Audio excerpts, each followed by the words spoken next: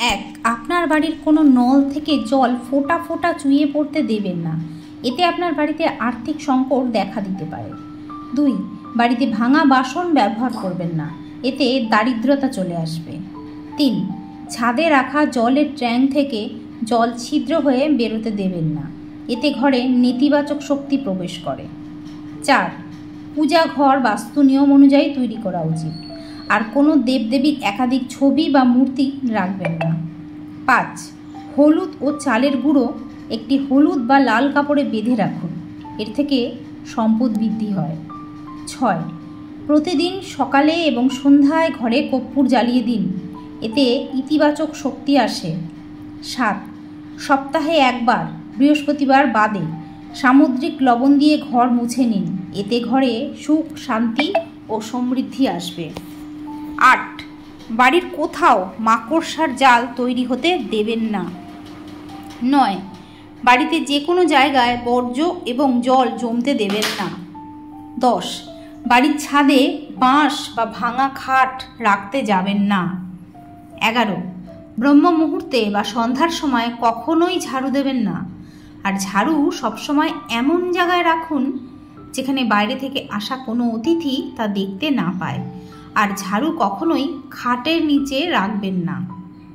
12, বাড়ির উত্তর পূর্ব এবং উত্তর দিক সবসময় নিরাপদ রাখুন, পরিষ্কার এবং খালি রাখুন।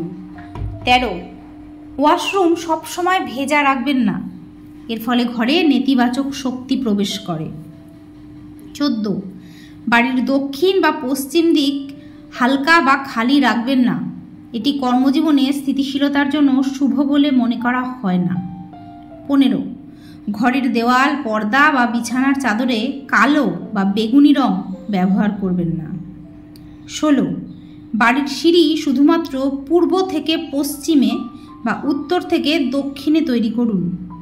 উত্তর পূর্ব দিকে কখনোই সিঁড়ি তৈরি করবেন না, এর কারণে আপনি আর্থিক ক্ষতি এবং স্বাস্থ্য ক্ষতির সম্মুখীন হতে পারেন।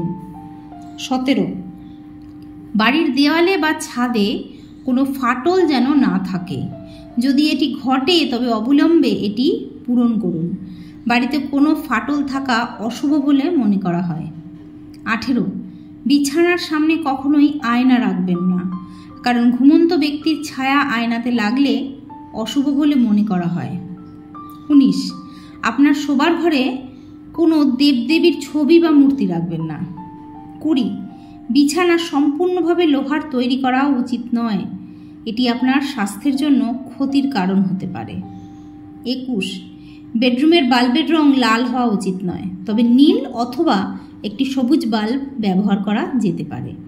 22, ছেঁড়া বিছানার চাদর, ছেঁড়া পর্দা বা ছেঁড়া বালিশ ব্যবহার করবেন না। 23, রবিবার তুলসী মাতাকে জল নিবেদন করবেন না। 24, বেডরুমের দরজার সামনে এবং সিলিংয়ের নিচে বিছানা রাখা উচিত নয়।